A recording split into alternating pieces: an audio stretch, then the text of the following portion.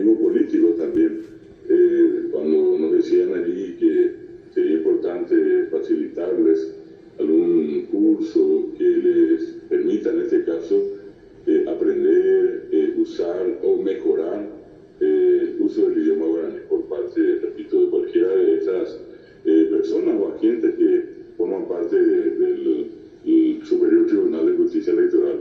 Esa es la finalidad del convenio suscrito, Jessica. ¿Y a partir de cuándo, digamos, van a empezar las acciones? ¿Qué es lo primero que está marcado en hoja de ruta para poder llegar a este objetivo? Porque sabemos, director, aprender un idioma no es muy fácil, lleva su tiempo, pero con un trabajo progresivo también esto va a ser posible, por sobre todo en busca de esa tan ansiada inclusión y el fortalecimiento también de uno de nuestros idiomas oficiales. Efectivamente, en realidad ya estuvimos realizando algunas actividades propiamente aquí en la institución con los funcionarios, haciendo en este caso unos encuentros acerca de la importancia del valor que tuvo y que tiene el guaraní, ya sea desde un punto de vista histórico, desde un punto de vista cultural, desde un punto de vista lingüístico.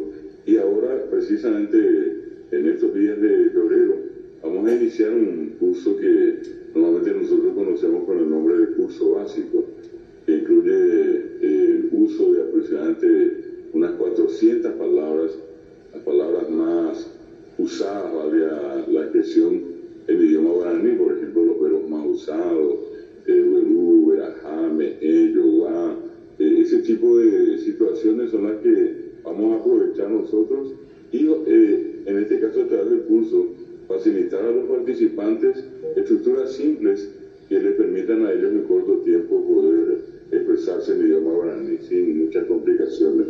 Obviamente eso tiene un proceso que más adelante va a apuntar a que ellos puedan desarrollar ya un discurso más complejo. Pero como cualquier otro idioma, el guaraní también tiene sus facilidades, no es tan complicado como la gente piensa. Es un proceso que vamos a poder llevar adelante. Ya nos pusimos de acuerdo y probablemente en este mes de febrero estemos empezando un curso en la modalidad presencial o también en la modalidad virtual, ya que muchos de los que quieren participar, repito, en los partidos políticos, con funcionarios del propio tribunal que se encuentran por el interior, que no pueden estar acá, entonces lo van a hacer a través de la modalidad virtual. ¿Tienen un número aproximado de personas que podrían verse beneficiados con estos cursos, director? En realidad, en este caso estamos hablando de prácticamente miles de personas, ¿verdad? No tenemos una cifra exacta.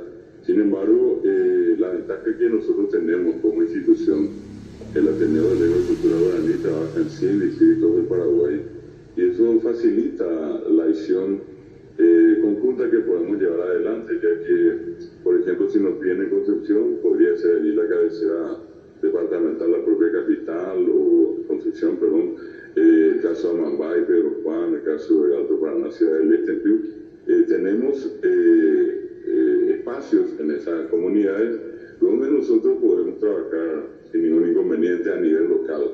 Lo mismo que, repito, a nivel general a través de lo que hoy en día implican los medios, la modalidad virtual.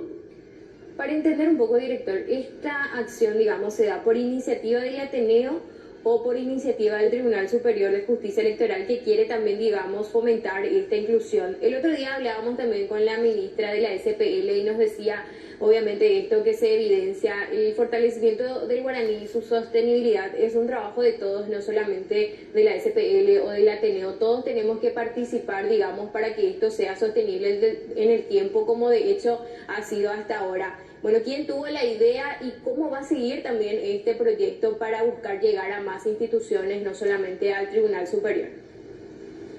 Por supuesto, esto vino como un pedido de funcionarios del Tribunal Superior de Justicia Electoral y efectivamente, como nosotros ya tenemos una experiencia de muchos años en esta cuestión, nosotros gustosamente nos acercamos a ellos, estructuramos el plan de acción y sobre esa base es la que vamos a empezar a desarrollar. Lo que pasa es que lastimosamente también se echó mucha leña al fuego y aquello de que cuesta mucho, alguna gente entró profundamente y al final muchos creyeron y creen en eso. Sin embargo, con un poco de práctica, cualquiera que estudia guaraní se da cuenta de que puede aprender y no va a tener tantas complicaciones como si, por ejemplo, tiene el castellano. Es simplemente a modo de comparación esto, pero el castellano es un idioma mucho más complicado que el guaraní, definitivamente. Me voy a tu millas Nina. Sí, no, es un trabajo profundo esto. Bueno, muchísimas gracias, director, por su tiempo. Valoramos este espacio para poder dialogar también y hacerle llegar a la gente este esfuerzo que se hace desde el Ateneo para poder ampliar, digamos, el campo de la inclusión a través del guaraní y que siga siendo también sostenible, como decíamos al principio. Gracias, director, por su tiempo. Muchísimas gracias a ustedes y que tengan un excelente día. Igualmente. Hasta luego, profesor. David